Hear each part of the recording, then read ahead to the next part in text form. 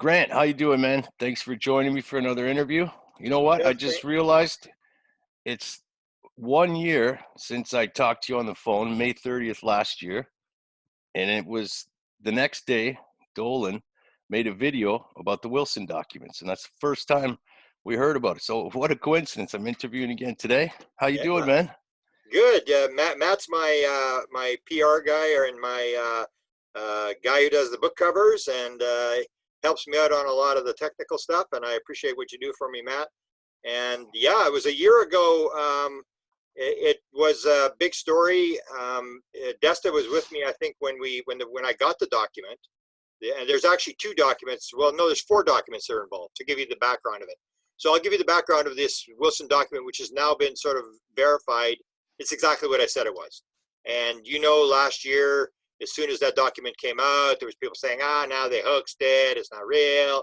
And there was all sorts of people made radio shows, and they ran, one interview after another and said, this is all garbage, this is all, made up and stuff. And it's now been basically confirmed. We'll get into that in a minute, but to give you the background of the document, I'm in Laughlin, Nevada at the Paula Harris conference in Laughlin. And Desta's with me, and Desta gets contacted by a guy named James Rigney. Now Rigney gets this vision in the middle of the night. He's got these documents that he got from a friend of his in Australia who recovered them from Edgar Mitchell's files. Like the family didn't want the files. So this guy said, well, don't throw them out, I'll take them. So James Rigney sees these documents and he says, I got to get these things out. And he holds them for quite a while. I think he had them for a year or maybe more. So in the middle of this conference, in the middle of the night, he wakes up and he says, I got to give the document to Grant. He gets sort of a vision. So he contacts his wife back in Australia and he says, I need you to go and take these the document, the Wilson document, and I need you to fax it and I need you to send it to me right away. So then he gets up in the morning and he contacts Desta. So he goes to Desta and he says to Desta, I need a meeting with Grant. Now, if you know how the casino works, you don't have any internet connection on the main floor because they want you to gamble. They don't want you sitting on your cell phone. And I would normally be up in my hotel room, but I had gone down to take my bags to the other tower. The parkade was on the other tower. So I'm moving my bags across the casino. And it's the old story at a conference. If you've ever been to a conference, like you run into somebody, hi, goodbye, and talking, and the next person. Next thing I had like 5 people around me, and we're talking, and I haven't got across the casino yet. So I'm there for like an hour. I'm delayed. All these people talking to me. Jan Harrison, the director of MUFON, comes by and says goodbye, and all these people and stuff, whatever. Meanwhile, Desta's trying to get a hold of me and saying, James wants a meeting. We're going for breakfast at 10 o'clock, and James has a meeting, and he wants to talk to you. He's got something he wants to show you. But of course, I'm not getting the message because we're Canadians, and you don't turn your cell phone on in the States. So I've got no cell phone connection. I've got no internet connection. I've got nothing. I don't know they want this meeting. And so then I finally get my bags, and 11 o'clock we're down in the lobby of the hotel. And Desta comes up and she says, where were you? I'm trying to get hold of you. James wanted a meeting or whatever. And I said, well, I was on the main floor. I had no connection. And anyway, so we're ready to go. Desta and I are heading to Tucson. Somebody had given us a big house to take care of there. So they want us there for dinner. So we got to take off. So it's 11 o'clock, and we're determined we got to leave at 11. We're not going to make it for dinner unless we leave for 11. It's a long drive to Tucson from Laughlin, Nevada. And so James Rigney from Australia comes up and he says, I need to show you something. And I said, well, I'm kind of busy, James. I'm heading out. I got to go to Tucson. We're out of here. And he said, well, no, this is pretty important. I need to show you something. I said, well, James, kind of busy. Why don't you? He said, I got a document. I said, why don't you just fax it? Send it to me. Email it to me, and I'll take a look at it. And he goes, no, I need 10 minutes of your time. I remember he said, I need 10 minutes of your time. Because you get this from people all the time at conferences, right? People are coming Yeah, up to you. yeah. And I didn't realize it would be that significant a document. So, and I really didn't know James all that well. I met him at conferences and stuff, but I really didn't know him. And as you said, I mean, you get all these people coming up with all sorts of documents that they think are important. So I said, okay. So then he has it on a little iPad. So he gives me the iPad, and then he goes wandering off. I don't know, he went to do something or whatever. And I'm looking at this document, and I see the document has now I'm going to forget his name. Oak Shannon. I see Oak Shannon on the front cover of this document, and I go, oh my God, because I know who Oak Shannon is. Okay, Nobody else knows who Oak Shannon is. right. And why is Oak Shannon significant? Why did that pique your interest? Because 20 years ago, Eric Davis gave me a set of notes from the UFO working group, 26, 27 pages, which Desta and I are going to put in a book called Alien Documents. These are the documents I was talking to you about yesterday. We got to make sure they're readable. So he gives me these documents and he says, they're Oak Shannon's notes, and you can't release them till Oak passes away. So I said, okay, fine. So I've held these documents for like 20 years, and they're handwritten documents, and they're inside the UFO working group that John Alexander had put out, and they had like Kit Green was the first meeting, Hal Puthoff was there, Ron Blackburn, all these guys with top secret SCI clearances. There's about 20 of them. And I remember when I had it, the rumor got around that I had them. I'd shown them at a conference. I just showed the first page that showed it was top secret restricted, which is the same classification as the Majestic 12 document, top secret restricted. So I put it on the screen just for half a second without Oak Shannon's name on there. And Tim Good, the famous researcher from Great Britain, comes, and George Wingfield comes up and they say, can we, you showed the names of those people from that UFO working group. Can we get the names? And then I get home, and then Hal Puthoff contacts me, and Hal says, I understand you got a list of names of a group that I was supposedly part of. And I go, yeah, I do. I said, could I get them, please? So I sent him. I don't put Oak Shannon's name, and I leave one other name out, and I sent it to Hal. I never heard from him again. So basically confirmed that these were real. So Eric Davis gives me these notes from that are originally from Oak Shannon. So when I'm sitting in the Aquarius Hotel in the front lobby, and I look at this document on this little iPad, I see Oak Shannon's name, and I go, Oak Shannon. And then I see Eric Davis, his notes, and I go, oh, that two guys. I mean, this is the whole deal. He gave me the notes before, and I go, what the heck is going on here? And I start looking at this document, and it's like it has to do with the Wilson meeting. So the Wilson was an admiral. He was the head of intelligence for the Joint Chiefs of Staff, which is the top intelligence guy in the United States of America. Now, in 1997. What happens is Will Miller, who's part of that document, you'll see a couple of pages of him talking in a letter in that what's called the Wilson leak document.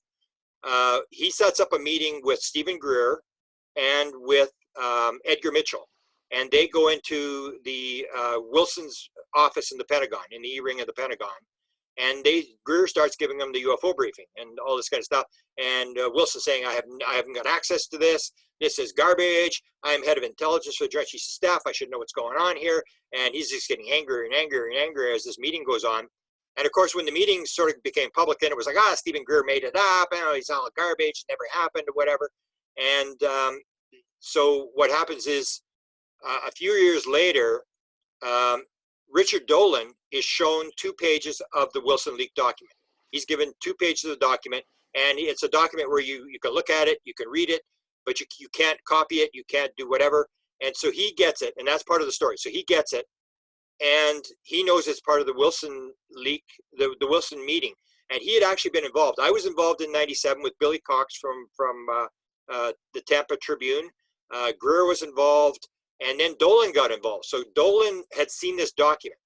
He had been shown 2 pages of the document, and then he realized this is for real. So he actually phones up Wilson, and he basically pretends he's doing a thing on Navy research or whatever, and then drops a UFO question on him. And then that's when Wilson says, nah, it's all poppycock.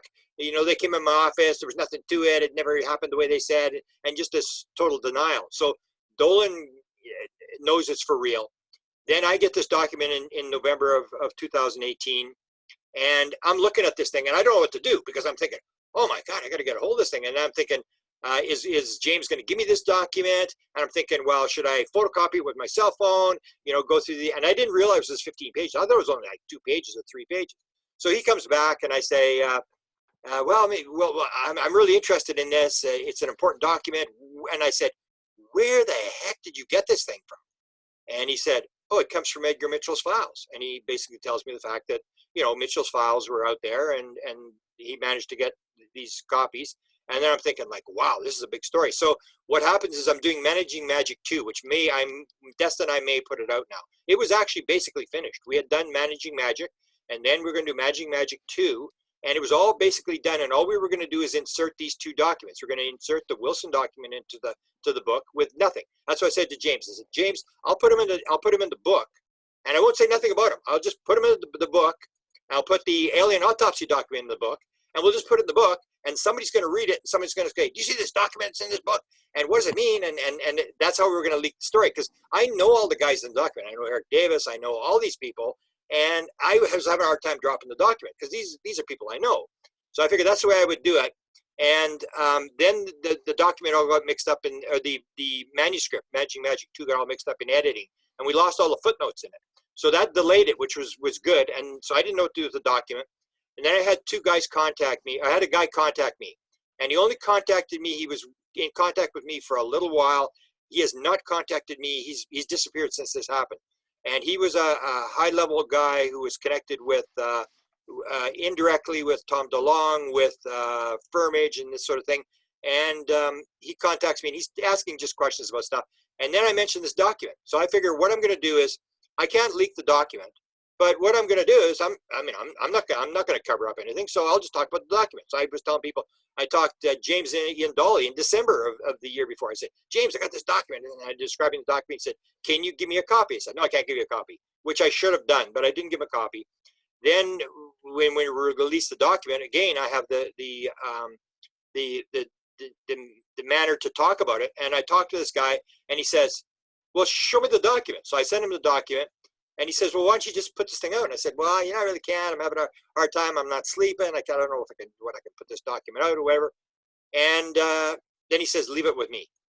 And then a couple of months later, I think it's in April, suddenly I get a phone call from him. He's in Chicago, and he's going up in elevators on business there. And he says, I think that document that you have just ended up on the internet. I go, oh, okay.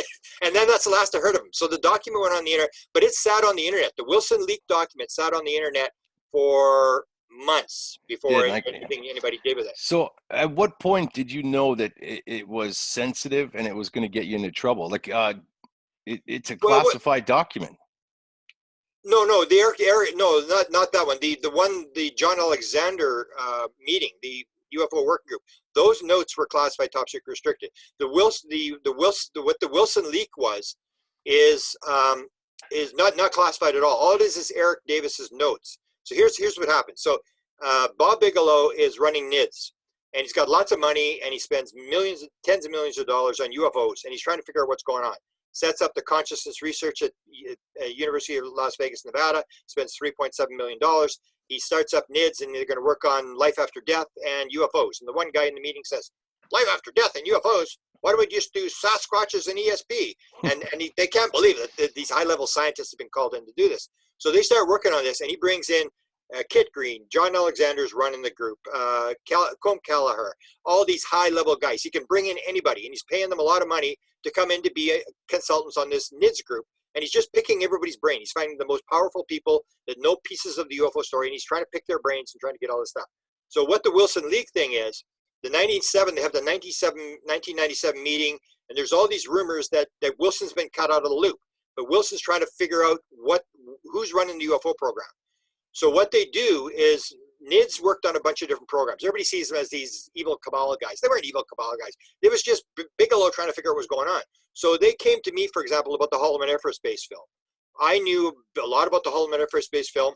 They wanted to research. They wanted to work. Where's the film? Who's got the film? So they would go around and try to get that stuff. They did black triangles. They did cattle mutilations. And so what they do is they send Eric Davis to arrange a meeting with Wilson to look at this 1997 meeting. What did you find out? You got cut out and this sort of thing. And I'm not sure who it was, but it may have been Will Miller, because Will Miller was the advisor to Stephen Greer, who's the military advisor. So they may have gone to Will Miller, and Will Miller sets up this meeting with Admiral Wilson in 2001, and they're in Las Vegas. They're behind the EG&G building, and the EG&G is the contractors that run Area 51. So they're sitting in the back of the car, and Davis is asking him all these questions. What about this? What about that? How does the program work? And you got to remember, Eric Davis worked for NIDS. He was the chief science, the head scientist for NIDS with all these other guys. And he's the first guy to get laid off. That's when I met him back 20 years ago. He was getting laid off from NIDS, and I talked to him at that point. And so he's with Wilson, and what you see is Eric Davis's notes, and it's a memo to Bob Bigelow. So it's just a report to Bob Bigelow. The same as the alien autopsy document is them sitting there and saying, you know, that 1995 film about Santilli and the alien autopsy. I wonder if this is for real. And they called in all these people, and they Richard Doty I do an interview that we're going to release. Des is going to release this interview I do with Richard Doty last year. And Richard Doty says, oh, yeah, we had lots of meetings. We were in Houston at a meeting. We went to Kit Green's office, and we had this meeting about the alien autopsy. So NIDS guys were trying to figure out about the alien autopsy. And the alien autopsy document is another report that goes to NIDS, to Bob Bigelow. So they probably got all these documents. And these two, the reason they came out is because Edgar Mitchell sat on the board of NIDS. So Edgar Mitchell's on the board. Right. And so when he dies, his notes from NIDS are there. Now, if these guys had thought about it, they would have gone to Edgar Mitchell's funeral, and they would have gone to the family and said, he's got sensitive notes that have to do with our material. We'd like to get the notes, but they didn't do that. So the documents are there. The family doesn't want the documents, and the documents get out, and I end up getting a copy of the documents, and this guy with his friend in the Pentagon end up putting it on the internet, and the rest is history. Wow. One interesting thing I heard was the interview with Eric Davis, New York Post, and he's talking about these documents, and the interviewer says, well, you know, we got these 15 pages by Grant Cameron. Who's Grant Cameron? And Eric Davis acknowledges that he knows you, but then he steps back and says he can't confirm or deny the validity of these documents, which I think is a pretty big thing. I mean, he even admits they're from Edgar Mitchell's files. Yeah, and that's significant because that was always the claim, is that no, they're not from Edgar Mitchell's files. We hoaxed these documents, and we kept saying, we just kept quiet. We stayed in the background. There's no point in arguing with people who've got their minds made up. So we just stayed in the back. Dolan and I both made an agreement. We're not going to talk about it. We're not going to talk to these people. We're not going to give them interviews. We're just going to sit in the background, and eventually this thing will unravel, which is exactly what happened. So he's you're talking about the interview with Eric Davis. Now he's being interviewed. This is already back last November. He's being interviewed by the New York Post. Now they interviewed me. Didn't do anything with any of the stuff I had, but they did a series of articles, and they got the Pentagon to admit, yeah, we're doing UFOs and this sort of thing. And so that guy does the interview with Eric Davis, and it's there where he says to Eric Davis, well, what about the Wilson document? And he said, I can't. He immediately looks into the camera and says, I can't talk about that. And that's the way you handle it, because what it's called is intelligence blowback. So if you've got a security clearance, or if you're inside a program and you say something and it gets out, you basically could lose your security clearance, you could lose your job. And so they all have to sit back, and the thing you do is exactly what Dolan and I do, is you don't do anything. You just sit in the background and you don't say anything, because everything you say is just going to make it worse. So they say no comment, no comment. And Hal Puthoff said the same thing, no comment, no comment, until February of this year. Hal Puthoff makes a speech, and that's when he says, because Eric Davis was the chief scientist for Hal Puthoff's Institute for Advanced Studies. So he says, my chief scientist had a meeting with Admiral Wilson. So he confirms that part of the story, yes. And then Eric Davis says, yeah, they're from the Edgar Mitchell files, so what? And so they're confirming the basic core of the story that we told, was that they're from the files. But in terms of talking about anything in detail in the document, they say no comment, because a part of it will be classified. Same as Melinda Leslie was in contact with Jim Semivan from To the Stars. So Jim Semivan, that's the only person he's talking to. And so she was asking him about it. She said, what about the Wilson leak? Did you guys discuss it at To the Stars? And he said, yeah, we discussed it. Well, what did you determine? I can't say. If there's one line that's classified in the document, I cannot comment on the document. So that they walk around it by not talking about it, because they're waiting for the intelligence blowback. Who's going to lose their job? What's going to happen? How do we cover this up? And the last thing you want to do is keep talking about it. So it's almost like the political system. You do it, you shut up, and you hope it'll go away. And eventually, everybody goes on to another story. Everybody goes back to telling the Nimitz story again, and everybody forgets about this document. And it has faded away into obscurity, except that now this document is now been talked about. And this New York Post guy is supposedly going to leak this comment with, and I've seen the film, I've seen it, but I'm not, there's some, they still have control of it, but he does confirm, yeah, this is from the Edgar Mitchell files, which basically confirms exactly the story that we were telling. And then you start looking at what does a document mean? And documents are very important because if you see at the end of the Wilson document, there's two things that are fairly significant. Is that Wilson says he couldn't get a briefing, but he does get a hold of one guy who did get a briefing. And I can't remember the guy's name. I really have not really read the Wilson document. I've glanced a little bit, but I haven't really read the document. But he says something was called the core story, that this high-level guy above Wilson says, we haven't back-engineered anything, and there are no abductions, which is a very controversial statement, which Kit Green had said in 2007 on a big board, on a big discussion board, no abductions. And I'm looking into that aspect, what they're talking about that. But it's this idea that they've got technology, and according to what Dolan was told, they've got at least one body. And that confirms the story that the alien autopsy, that they believe this story is for real. There was one. And so you have a situation where they may have hardware, they may have bodies, but they can't do anything with it. Like Eric Davis has been on record, I think he was on Coast to Coast, and said they shut down the program in 1989 because they couldn't get anywhere with it, that we don't have anything. So you see Eric Davis and guys like Jack Sarfati fighting about the mathematics. I know how this thing works. I know how to levitate this metal and how the tic tac flies. No, you don't. You're full of it, and they're fighting with each other. And you start to look at it, if they have this layered piece of metal and they can't levitate this little piece of metal, they haven't got anything. And that's sort of my conclusion now. But that was something that, if you remember the story back in the 1980s, Hal Puthoff, Kit Green from CIA, and Jacques Vallee get together in a Denny's restaurant, this famous core story. And they say the same thing. There's lots of garbage stories going around the UFO community. What do we know for sure? And what they come to is three things. Number one, we are being visited by some sort of intelligence. Number two, we've got crashed hardware. Number three, we've not been able to back engineer any of it. So Eric Davis and Kit Green, these guys are two of the big players in this. And for those who are listening that don't know who they are, Eric Davis was on NIDS, National Institute for Discovery Sciences, at Skinwalker Ranch under Bigelow. And now there's rumors that he's part of the TTSA or an advisor of some sort. Is that true? Well, he was an advisor. He pulled out, I think. I think he was going to run, he may still be. I think he was going to run the scientific programs for TTSA. But he's left Hal Puthoff. He's got a job with a aerospace company now. I'm not sure what his association with To the Stars, but he does back To the Stars, and that's what it comes down to. Is people got to remember with all these guys, because I first wrote about these guys in 1989, and nobody listened to anything I said. I mean, now everybody's come to Jesus on this whole thing about Kit Green and Hal Puthoff and Ron Pandolfi and all these guys and stuff. These guys have been around forever. I mean, and I knew about them because they were involved with Bill Moore in the 1980s, and I was involved with Bill Moore, so I knew who these guys were. I knew what the Avery name. They gave them all bird names. They called them the Avery.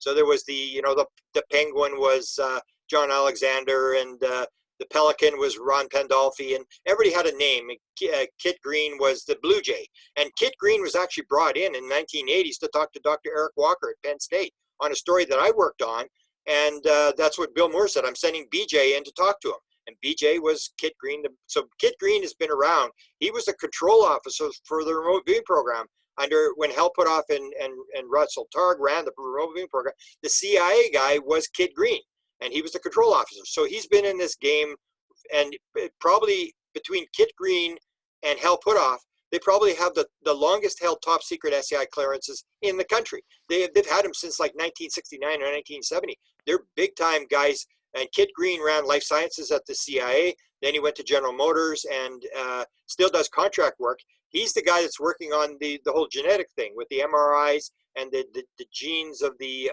experiencer people. He's running this program, which Jim Peniston says there's 8 people involved, and it's being financed, and it sounds like it's a defense program.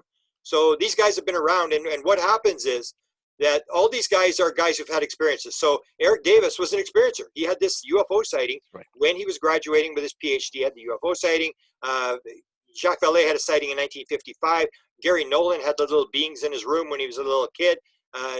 Jim Semivan had the beings in his room when he was at the CIA. So all these guys are like you and I. You get down the rabbit hole and something happens, you see something, and you can't let it go. So everybody says, well, they're the evil cabal. No, they're just guys like you and I who have a little more ability to get answers than you and I. So Eric Davis worked as an intelligence officer when he was going to university. He was working for the Air Force, I think, in Korea, or just after he graduated. So these guys all have intelligence backgrounds, and what happens is you're trying to figure it out. So if you're an intelligence guy and I'm a guy who's working in the military, and you and I get together and say, well, you know, Matt, what do you know about this? And then we talk, because we both got security clearances, we can trust each other.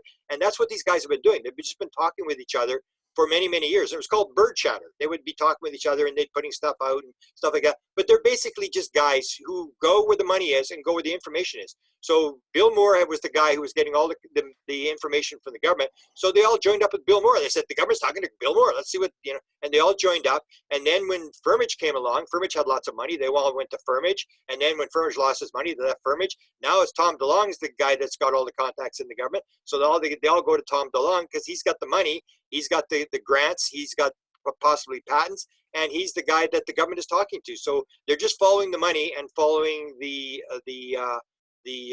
information, but basically they're guys who are trying to figure it out for themselves. My problem with the whole thing is, and why maybe they've had trouble with me, is what difference does it make? So you guys, like Jim Semivan said, there could be 50 people now, and it's now maybe called the Cosmic Club or something else. They got 50 people in this group, and they're all very secretive, and they're talking to each other.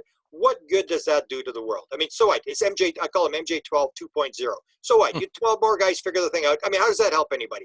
You guys, and that's the whole deal, is they're never going to tell you either. The government's not going to tell you, and they're probably not going to tell you either, because they've got security clearances on the line, they've got patents on the line, they've got programs that they're working, and they're under security. So I admire what they're doing in terms of trying to move the information and get white world financing for what they're doing. But in a lot of ways, these guys are very, very secretive. And so they've had trouble with me that, I've said things that I shouldn't have said in the past that I heard. Getting into trouble. I hope we don't get in trouble for this interview, Grant. There you go. Well, if they come knocking on my door, I'm going to be calling you up. Well, you'll die for a reason. No, they don't. Actually, my understanding is they don't even do that anymore. Yeah.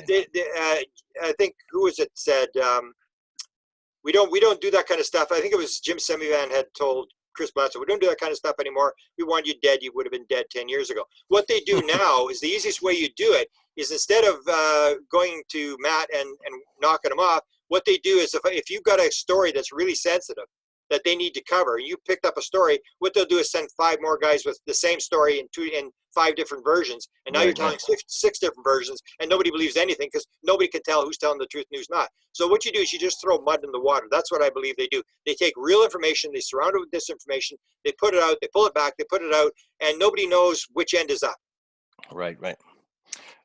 So when I took a look at these documents, I was kind of blown away by, I see Bigelow's name in the title, Eric Davis, all these guys who I've been following for quite a while.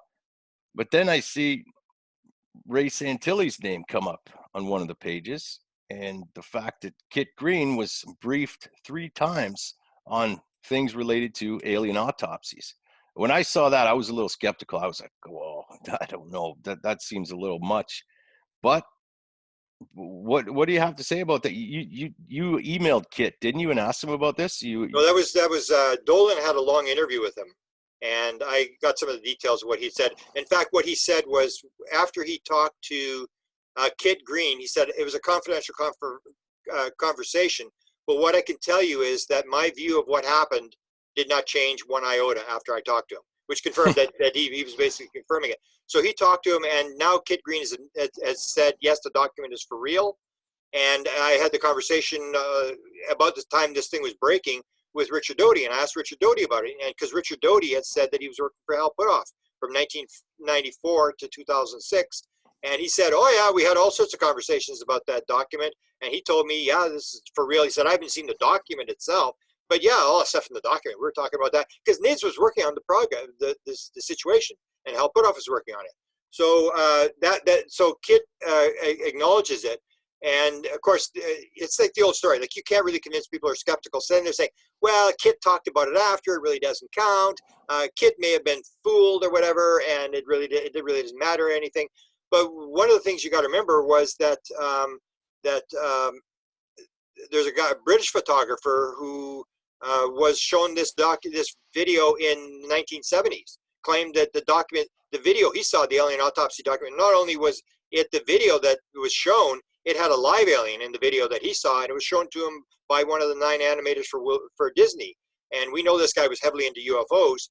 And so when Kit Green starts bringing this thing out, it's the same deal. And everybody's got a theory about what happened with this. There's 2 minutes of film for sure, and that they put this thing into the new video, but the story doesn't make any sense. Like he had like 20 canisters of film. They opened up one canister in 1992 or whenever he first saw it. He starts raising the money. He gets the money, and then the film is all falling apart. It's all oxidized, and that doesn't make any sense. It's almost like it's a setup operation where the CIA needs to get this thing out, and they make this story up for Santilli, because it always comes down to, why doesn't Santilli produce a piece of film from 1947 with an alien on it to prove that the thing is for real? If he's got it, he would make a pile of money. But there may be an agreement in behind. That's how they want it, because that's how they leak this stuff. It's plausible deniability. You can never get it. So Santilli made a pile of money on it. He got a couple of frames from the CIA. He puts it out. Because Kit Green, I remember Eric Davis telling me this, that Kit Green, he was a physiologist. He was like a doctor. So he was always trying to get briefed on the alien autopsy. And because he was at CIA and he ran the weird desk at CIA, you would assume that he had all the UFO stuff. He was the guy that was briefing the president. And he does in one interview say he talked to 3 presidents about UFOs. So he's this high level guy, but he couldn't get briefed on the alien autopsy thing. And then when you see this thing where he's shown these still frames from the alien autopsy, and he says to the other guys, get used to it, man. This thing's for real. And how many times do I got to tell you, that film's for real, based upon him seeing this. But he had stated to, I think it was to Richard Dolan, that he was given, I don't know how many, it was a dozen different alien autopsy videos, and he thought they were all hoaxed. But he was being dropped material as well. Even as he's this former CIA guy, stuff is appearing in his mailbox as well. Because that's how they do it. I mean, if they want to release the story, they stand the CIA director up or the president up, and they do it. That's not what they're doing, and they're not covering up, because if they want to cover up, they do what Canada's doing. Just shut your mouth, and the story will go away. They're doing something in between. They're releasing it. They're pulling it back. They're not releasing it. They're doing this plausible deniability, getting the story out, and still controlling the story. So let's just backpedal for a second here. Maybe some people don't know, who are watching, about who Ray Santilli is, and they've probably seen the alien autopsy video and just assume it was fake like everybody else.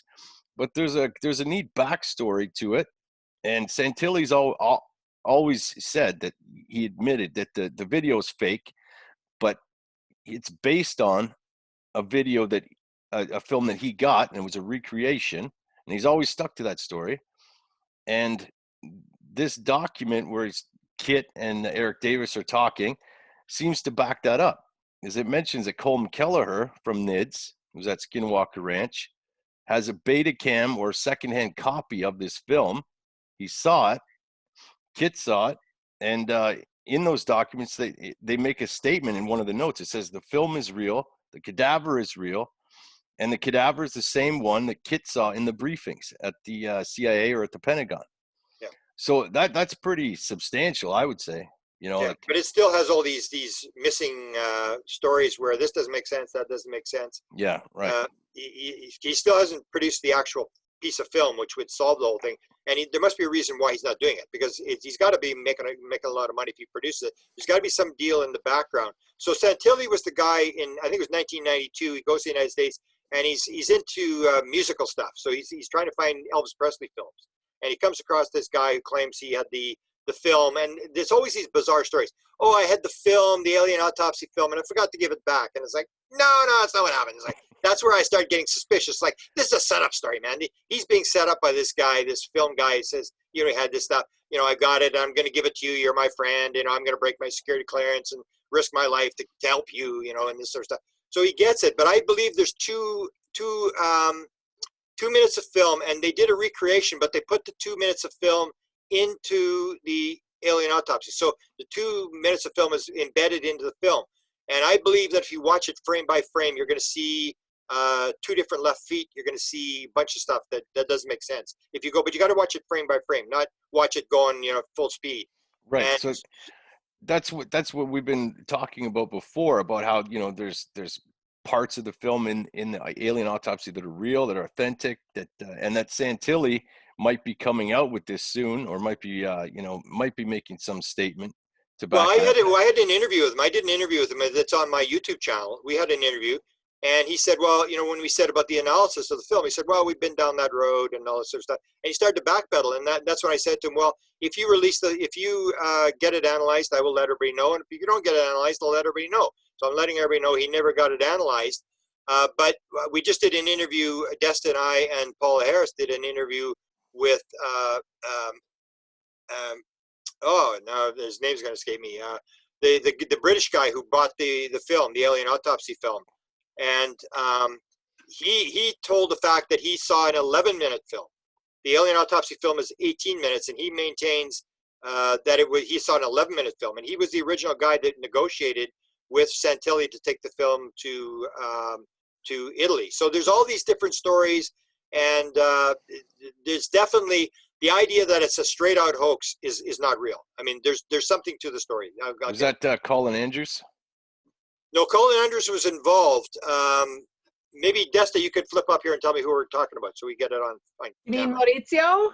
Maurizio Bata, my friend, okay. Maurizio Bata. He was negotiating for the Italians, and he said clearly the film that came out later was not the film that he saw. He saw an 11-minute film.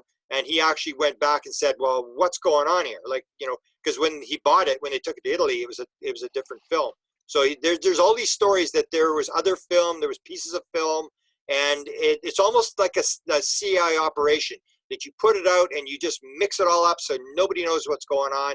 And the story gets out. Everybody gets to know there's this alien, and we don't know for sure if it's an alien, and they're just moving the consciousness spectrum up and up, because that's what you do. So back in the 1960s, 70s, nobody believed anything. And then they just gradually leak out UFO film and UFO stories and stuff like that. And then when the New York Times breaks the story, everybody says, because Stephen Greer used to say, oh, the stock market would melt down, and people thought, oh, the religious people are all going to commit suicide because, you know, it's not going to go against their religion. And then when the New York Times breaks the story in 2017 in December, what happened? Nothing. Everybody going, oh yeah, I knew that already. It's like you're acclimatizing people, you're getting them used to it. And if you see what Bigelow said in 2013, he does an interview with George Knapp, where George Knapp says, are you in favor of disclosure? And Bigelow says, no, not really. And you got to remember, Bigelow was the guy that was running the whole AATIP thing. I mean, he was the main guy that got all the money and stuff like that. And so you get this, him saying, are you in favor of disclosure? No, I'm in favor of confirmation. And you've got to confirm it first, and then a couple of years down later, then you can get into the aliens and whoever's behind us. And that's exactly what they did. The 2017 leak in the New York Times, Washington Post, and Politico was confirmation. It's saying, yeah, this is for real. We don't know what it is. We're not saying it's alien, and go through all this stupid garbage, you know, about, oh, no, we're not saying aliens and all this kind of stuff. But yeah, it's for real. And so they're doing what they should have done in 1947 and say, yeah, we have a mystery and trying to figure it out.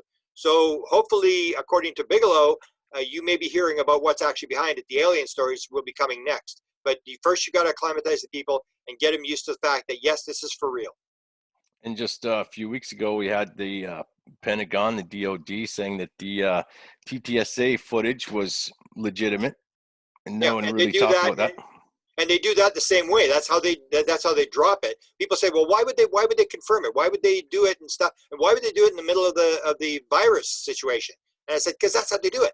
You've got the major story is the virus thing, and there's even an expression. It's a good time for bad. It's a good time for bad news. And so what you do is you drop it in the middle of nobody pays any attention.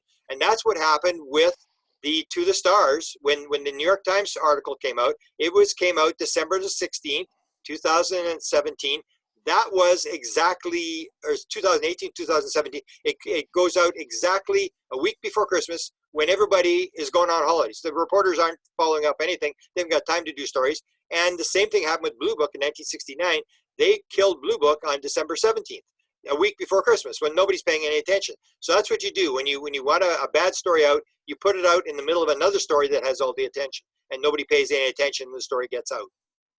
And we also had some confirmation about Elizondo too, right? There was a controversy with John John Greenwald saying that, the documents couldn't prove that Elizondo was part of the TTSA, but now there was, I forget what it was. You know much about that? Well, yeah, I mean, you even have with the Eric Davis interview that's up on the internet now with the New York Post. He says, well, of course, Elizondo was for real. Hal Puthoff was reporting to him. My boss went to him. That's who his boss was. He was going to the Pentagon and talking to Elizondo. And whatever Eric Davis says, I say, take it to the bank.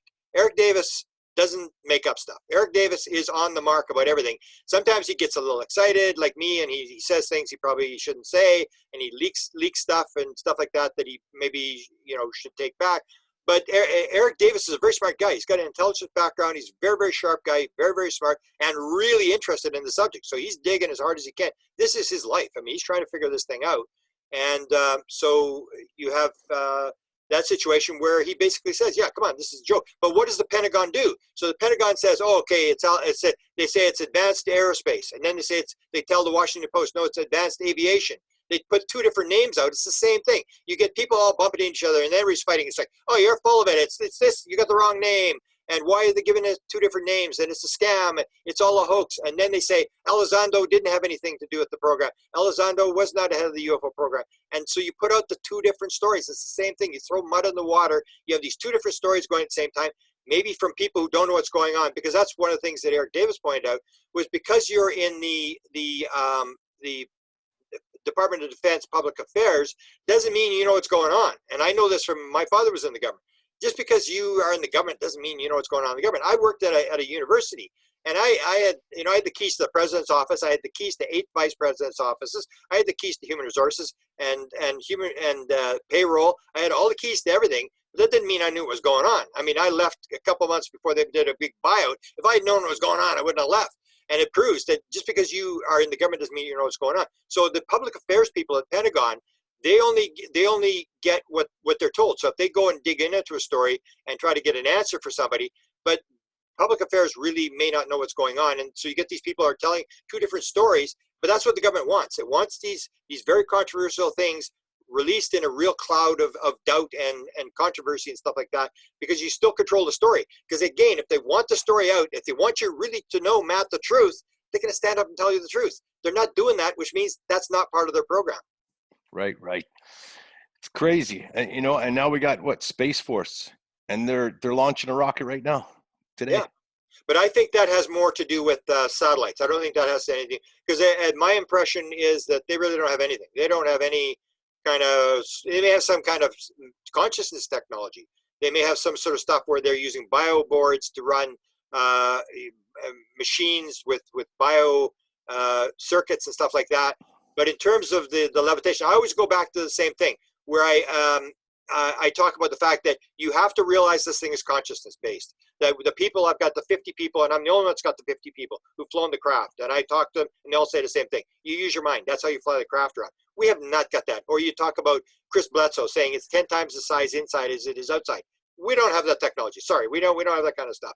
And so what you have is a situation where we're working on it, and you may have actually gotten disclosure. So when they say the Navy comes out and makes this announcement, says, yeah, this is for real, and they're UFOs, but we don't know anything more than that. That's what happened with the Trump thing. They go to Trump. Trump gets the briefing, and Trump looks at these videos, and he sees the Nimitz video and all these videos, and then they say, they must have said, okay, these are real UFOs. And Trump goes, yeah, I don't know. I don't really believe it. And why would he say that unless they didn't know? Because if they had the craft, they'd say, we'll take you to Area 51 and we'll show you the craft.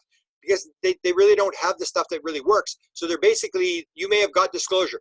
UFOs exist, and that's all we really know, and we are trying to figure this thing out, but you need the money. So that's why they go into the Congress, to the Appropriations and the Intelligence Committee, and they try to scare the living daylights out of them, because during the Hillary Clinton days, when Leslie Kean was involved in the whole thing, they were saying, oh, it's a threat to airline traffic. And I guess the Congress just went, get out of my eye, like, get out of here, you're crazy.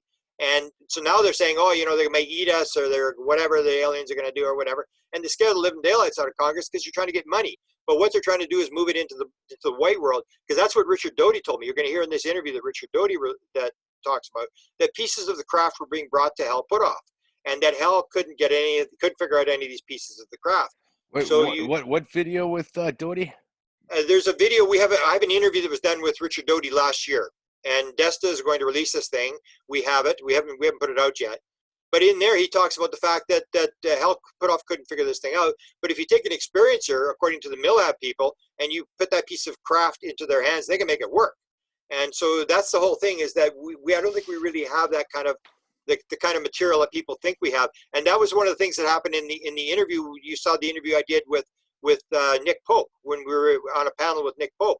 And I was talking about this consciousness thing. I'm saying you've got to go consciousness. And Jan Harzen was on there, and Jan said he was told ESP by the head of Lockheed Skunk Works that's how it works.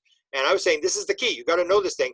And that's when Nick Pope says, "Well, I'm not. Consciousness is not my field. I really don't know anything about consciousness," which tends to indicate that the Brits may have been cut out of the loop, because the Canadians were told about consciousness in 1950. They were told, according to Wilbur Smith, I was told by American officials, that other things may be associated with the flying saucers, such as mental phenomena. That's 1950. That's 2 years before Adamski comes forward and says, I'm talking to an alien.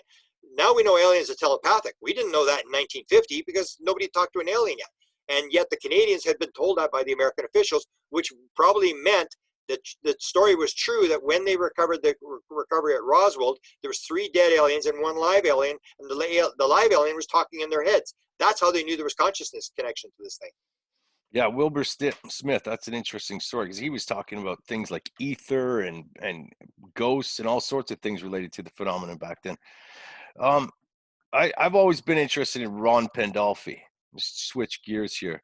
Now, Ron's an interesting guy. When I first heard you talking about it, I was a little skeptical. I was like, well, there's can't really get any solid info on this guy. Who is this guy? But now it seems like there's more and more verification. I just was reading Jacques Vallee's book, Forbidden Sciences, Volume 3, and Jacques mentions Ron Pandolfi. Oh, lost me. Yeah, you're there, but you just lost your video. Put your video back on. Yeah, it's my stupid Bitdefender thing cut me out. So Jacques Vallee confirms Ron Pandolfi as a CIA guy interested in the phenomenon. And there just seems any updates on Pandolfi? We were talking the other day, and I forget what it was we were talking about. It was pretty mind-blowing.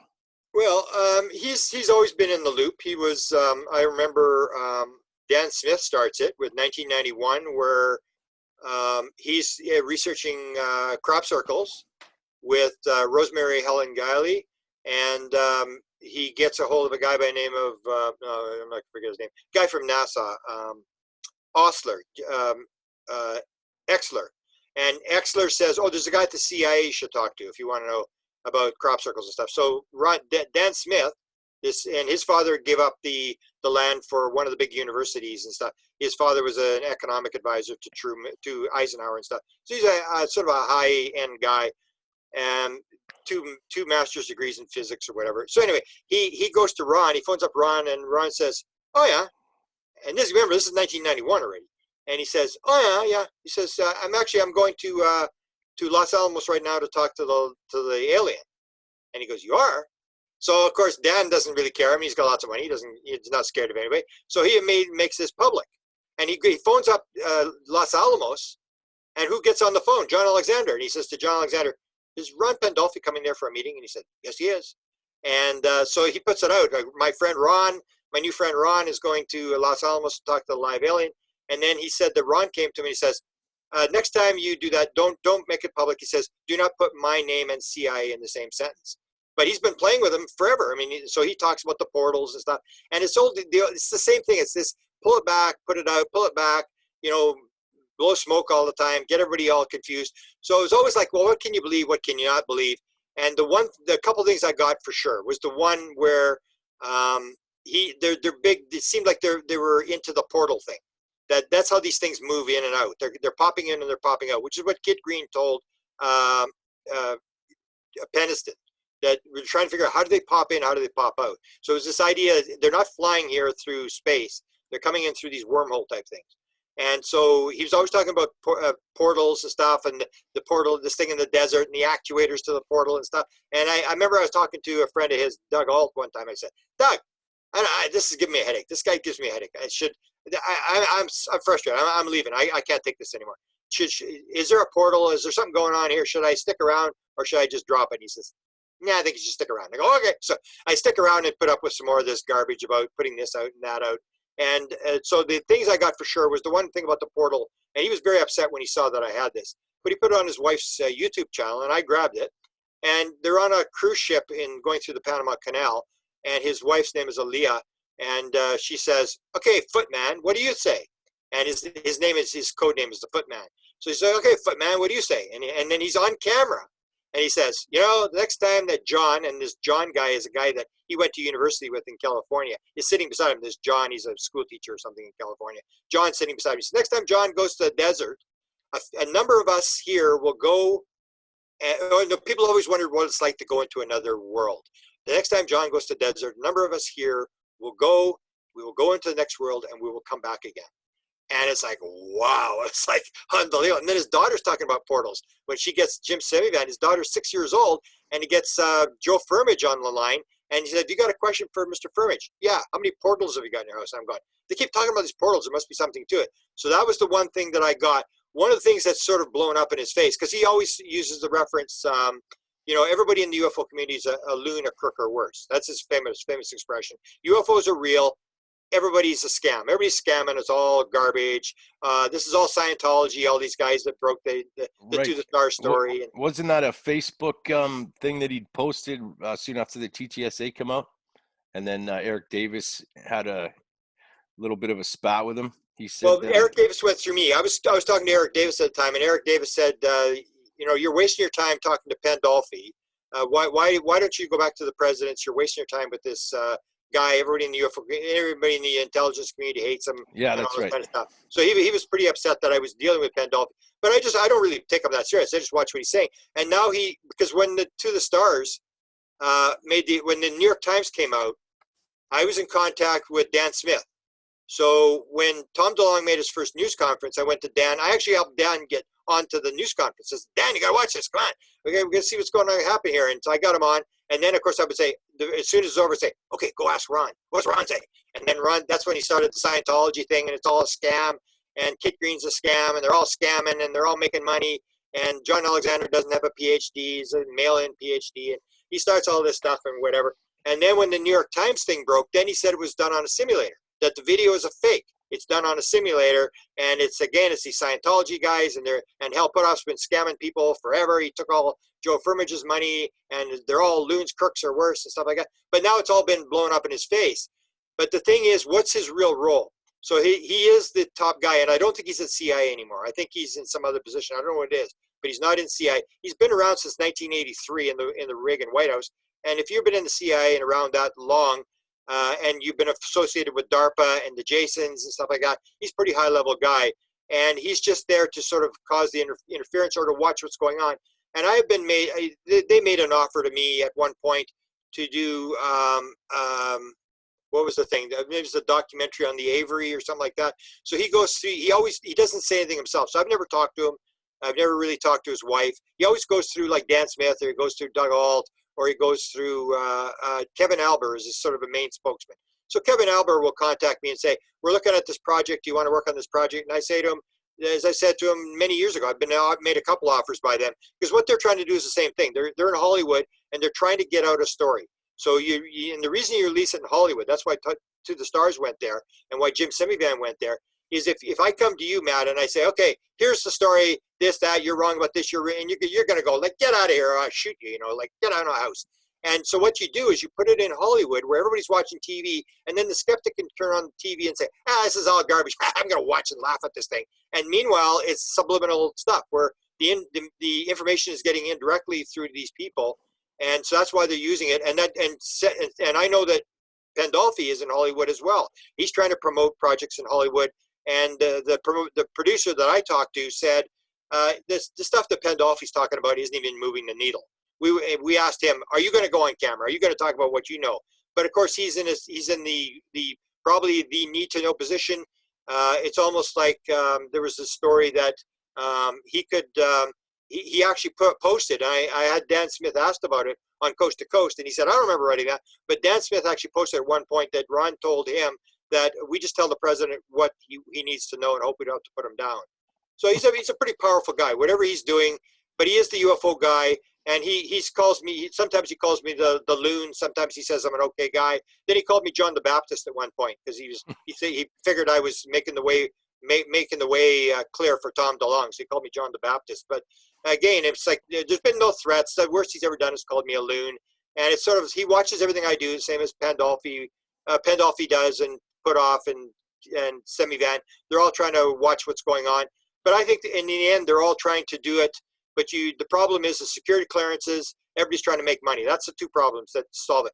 And the other problem that's a big problem is because the way science works is you take a UFO and you want to figure out how it works. So what you do is you break it into little pieces. You give a piece to Hal Puthoff. You give a piece to Kit Green. You give it to all these people, but nobody's talking to anybody. You hear Tom DeLonge talk about the stovepiping, that everybody's got a piece of the craft, but nobody's talking with each other, so they can't figure out anything. You need it all. You need all the people to talk. So what they do with this funding is if they can get the funding, then they can get all these 50 people in this cosmic club, and they can all talk to each other, and they can all exchange ideas and work on it. But you need it outside the black world, because the black world rules prevent this thing from being cracked, because it's so compartmentalized that nobody talks to anybody, and they can't figure out anything as to how the craft works.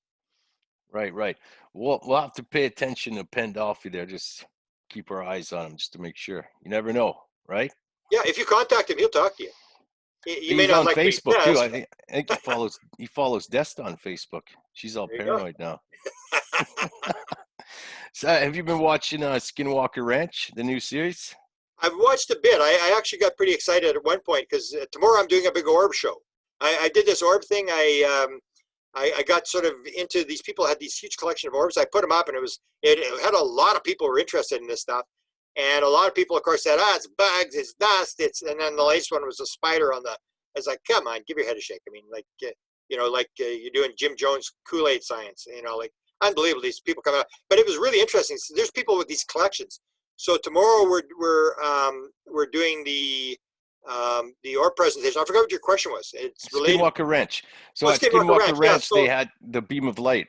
Yeah. So I started to get a pattern. What I do is instead of jumping to conclusions of what this is I realize there's a pattern. There's piles of people who've got these orb things, and I got 15 things that everybody's describing the same thing.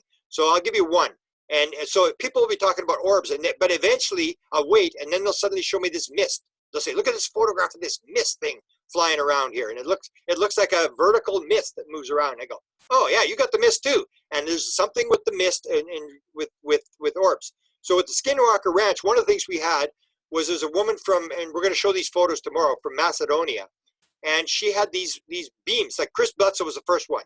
Has this beam coming out of the sky. It looks like a portal, or like a very clear laser beam coming out of the sky. And so Chris showed that one, and that was a number of years ago. And then suddenly a girl from Macedonia had like a pile of these things with 2, 3 of these things. And then she has the one that comes right on top of her head, where it's split in half, and the beam comes right on top of her. She films this thing as it's coming on top of her.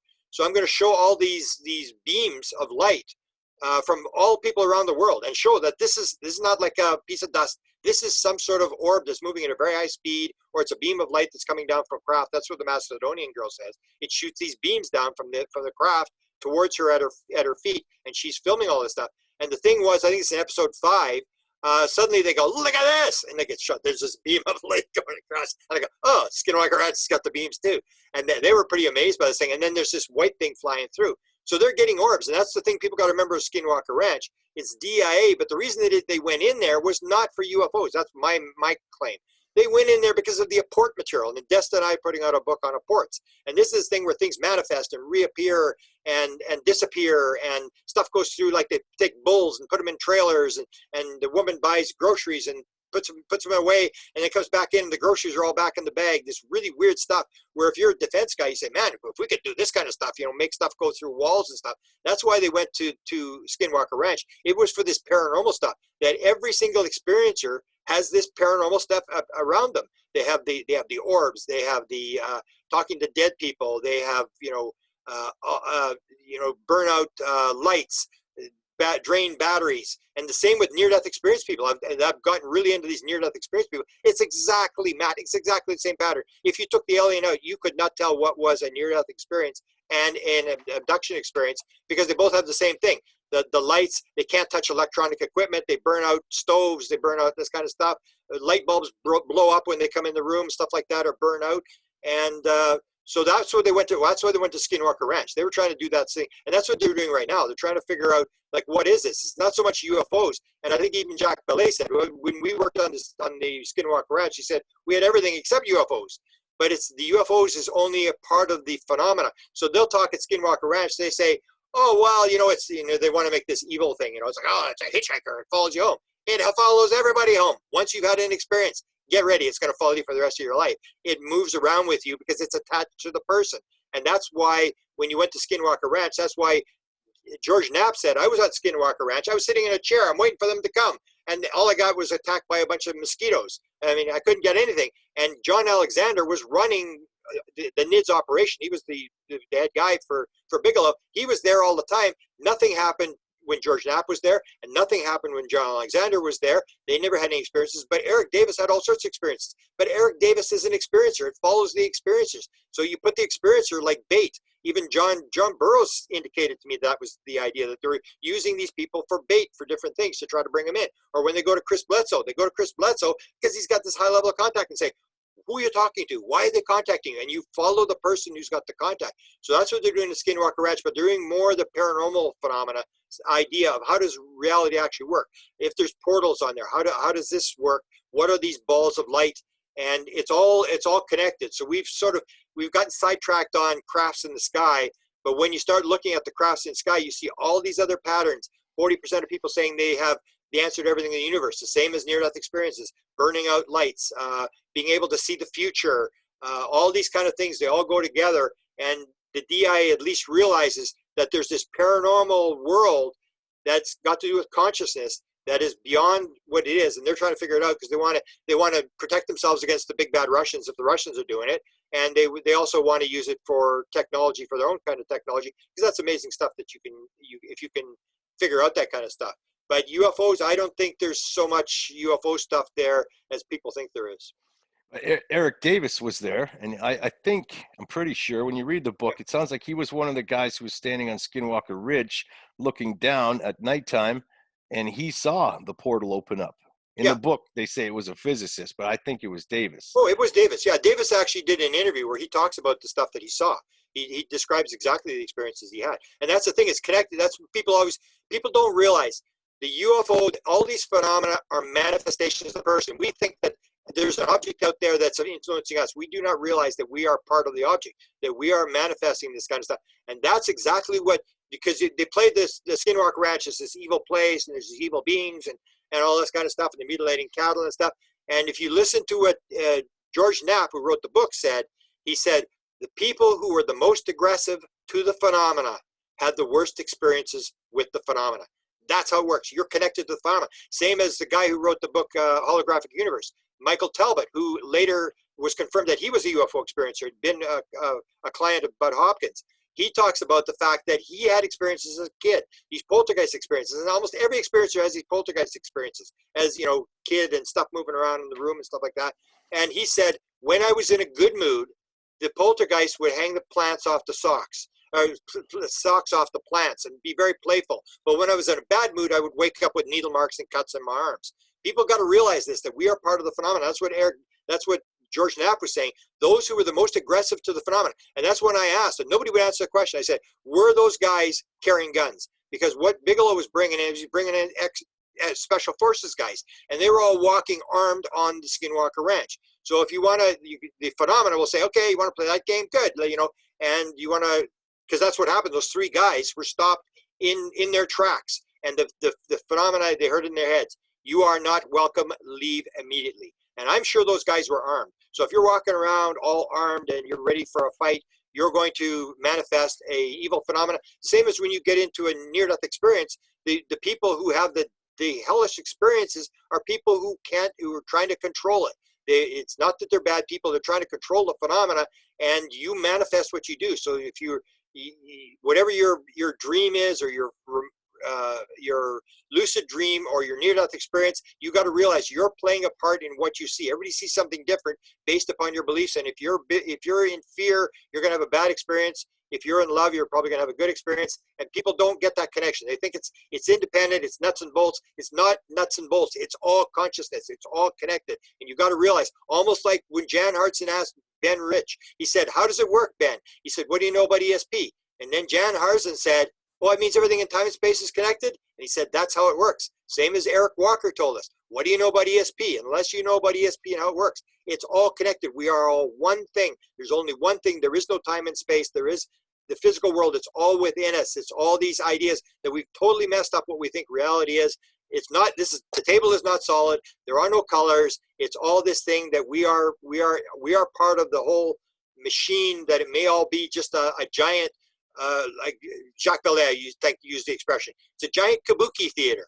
And the only thing that is at basic is that we aren't alone. That's the only message. And that the more I look at it, the more I agree with Jacques Vallee, that you got to look at fairies, you got to look at all sorts of stuff in the past that we manifest, almost like the sightings of the 1890s. What was it? I mean, was it like flying saucers and reptilians? No, reptilians didn't appear till the 1980s. The Greys didn't appear till the 1960s. In 1890, there were wooden ships with propellers, with guys with weird-looking clothes on who said they were from Mars. It's changed. It's moved from thing to thing.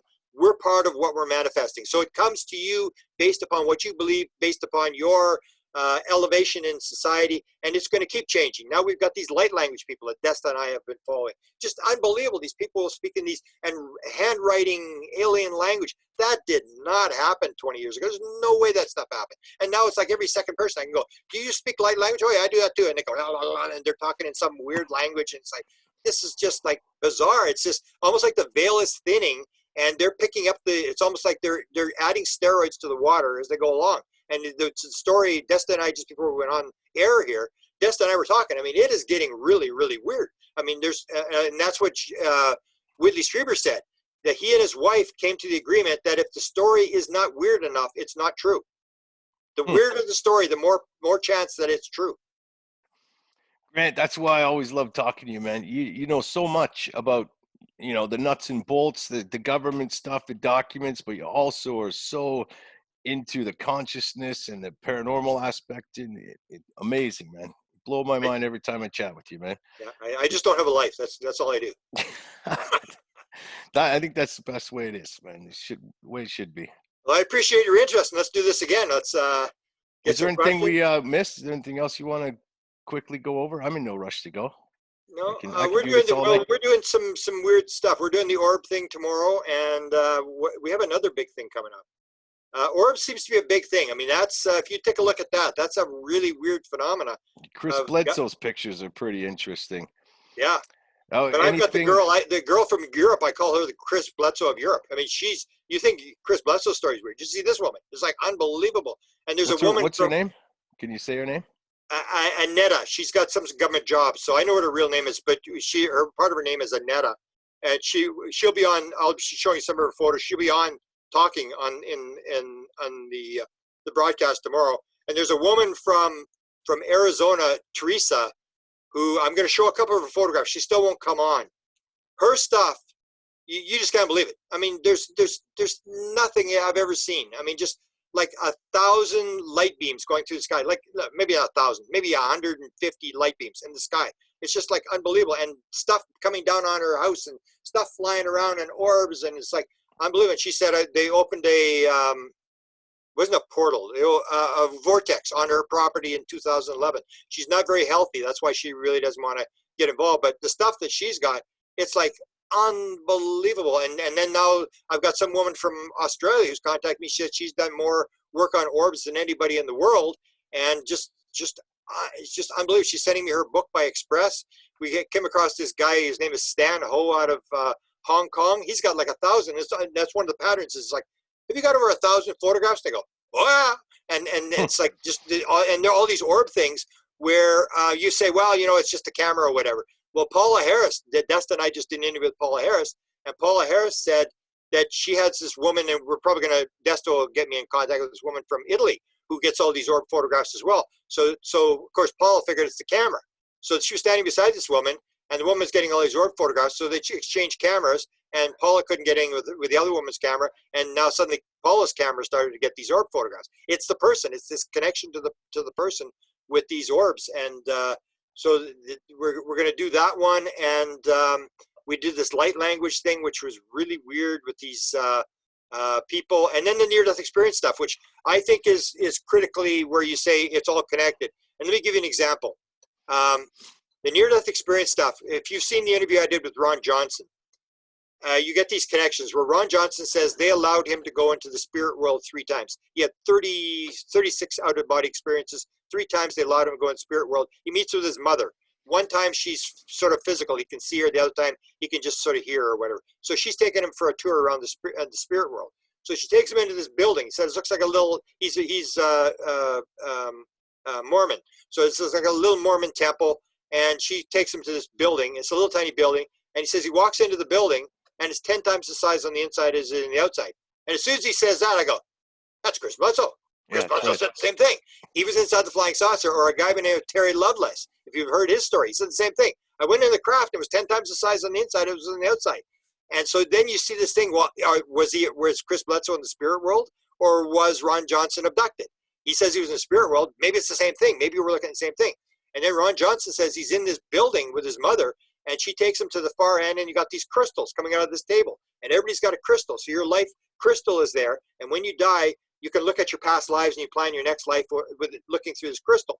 And you look at it at a certain angle, and you can see all your past lives, and you can see it's in 3D and stuff like that. And as soon as he said that, I go, huh, that's UFO Cover-Up Live, 1988. Richard Doty says the most amazing thing he saw in his entire career was the crystal, that the aliens had a crystal where they showed the crucifixion of Jesus Christ. It's the same thing. You look at this crystal at a certain angle, you start seeing these connections, you start to realize all this stuff is connected.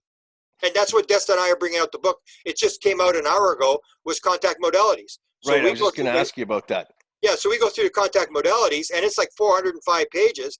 And basically what we say is it's all the same thing. It's a different variation. It's almost like Bashar, the famous channeler, says, whatever your permission slip is, go ahead. Whatever you think is going to work for you. If it works for you, it works for you. And everybody's using different things. And they're saying, oh, I'm the right guy. Don't listen to this guy. My technique works or whatever. And everybody's basically doing the same technique. And you see these bizarre crossovers. Let me give you an example. We did an interview, it's on my YouTube channel. We did an interview with Sherry Wild, who's the woman who has got a really, really bizarre story. She's, they're doing a Hollywood movie on her and stuff like that. She said at 15 years old, she was taken on board a flying saucer, and she was introduced to Albert Einstein, Albert Schweitzer, and Nikola Tesla, and a fourth woman, a famous woman. And of course I say to her, I said, well, Sherry, let me ask you a question. Were they actually physical? And then she said, I know where you're going with this, Grant. I'll tell you what. They may have been a hologram, but it was pretty real. And so here you have Nikola Tesla on a flying saucer with Sherry Wild being on there 15 years old. So Desta and I are working on a couple of modalities. One of them is the most interesting one is instrumental transcommunication, which is unbelievable, where they can actually get photographs, people coming in this, we won't explain it, this bell thing. It's a bell, or what they do is they take a voice and they break up the voice rather than using white noise with the spirit box. They break up a voice. Somebody reads 10 minutes, they break up the voice into little syllables, and the beings are able to talk, and you can talk like normal, like for 50 lines instead of one word and stuff like that. So this woman, her name is Sonia Rinaldi from Brazil, is working on this, and guess who's helping her? Nikola Tesla. And then you have the spirit phone. The spirit phone is another modality. Gary Schwartz is working on the spirit phone, and they can now do one letter at a time with the spirit thing. They have these techniques. Who's helping them? Tesla. You go back to the days of the Scole experiment where they're doing the mediumship, and who comes across to help them? Tesla. And you see these connections. Tesla, all these modalities, different modalities. And I know, and Desta knows, because we put them all together. We've got like 70-some modalities, 405 pages of this stuff. And what we're going to do is we're actually going to put about 100 pages, the first 100 pages online for people to read. And that explains how we think it works. And my personal impression, I don't know about anybody else, my personal impression is you have a physical brain, 2 halves, right, left. Your left is your rational, analytical, into details, ego, left brain interpreter that makes up a bunch of BS all the time, male, wants to fight, would rather be right than happy. And then you have the female right brain. And so what I say with the modalities is it's the ability to shut down the left brain. So you do it through meditation, you do it through psychedelics, you do it through whatever. Like Desta uses that process where she's able to shut the left brain down, go into theta, and then she can do the channeling. She can pull the stuff through. So what we say in this modality thing is that people have learned these techniques to quiet the left brain, pick up the signal, because now you shut all the noise off and pick up the signal. And Desta can confirm, I think we probably could have done another 200 pages because there's just so much material. Almost every article I read has something that I could use because it's suddenly like everything. It's like when you suddenly put on glasses and you can see the stop signs and you can see the street signs and stuff. And it's suddenly like, oh man, everything makes sense. So everything you read now you see stuff, but we just had to stop at 405 pages and say, that's it. So we've got that. And then we're going to do the book. Desta and I are doing the book on the apports. And this is the weird thing where Desta and I, you know, the story about the feather, right? Where Desta and I get involved with the feather story. There was 15 people and 12 feathers, and it's just like weird. And that's apport material. That's making stuff appear, appear and disappear and reappear and all this kind of stuff. And it happens around experiencers. I can ask an experiencer. If you get an experiencer who's been on board the ship or whatever, just say to them, like I said to Tony Bintz in Great Britain, I said, Tony, he wanted to show me his photographs of, you know, UFOs and helicopters with UFOs in behind, which is very common. A helicopter with a UFO in the same photograph, and low-flying helicopter. And I said, have you ever had anything fall out of the sky or disappear, reappear? He said, well, yeah. And he starts telling me these stories. Or I talked to Dave Emmons, another guy. I said, Dave, you ever have anything like that? He said, can you hold it? Can I go next room? He comes back with all this stuff, you know, disappeared. And everybody's got this, and what you got to see, they start to see, it's not just stuff flying around in the air. It's all this stuff happening on the ground around these people. And when you start looking at what these people is happening to them, you start to learn what's actually going on. And it's much more complex than a bunch of aliens in a tin can who, you know, loaded 1,000 years worth of food and came flying across and accidentally found our planet. It's much more complex than that. Right. And that reminds me of recording with Kit Green that was on the internet last year. No, I don't know if it's still there, where he's interviewing a woman. He's got her on the phone, and she's talking about the Guardians, you know, flying through portals and all this other similar stuff. You know, it's really interesting. You know, so I think that was a tape I put out. I haven't put it on the internet, but I sort of leaked that, and Kit Green confirmed that it was him. He just said because it involves a client, she released it legally. I can't talk about it, so he didn't talk about it. But you hear that, and then you realize what these guys are. You think, oh, they're working on nuts and bolts and, you know, anti-gravity and stuff like that. And then you hear Kit Green talking to this woman about the portal off the coast of California and who are we dealing with and all this kind of stuff. And you realize, like, this is a woman's an intuitive that Kit Green says is 95% accurate. And if Kit Green says she's 95% accurate, you can bet she's 95. And that's this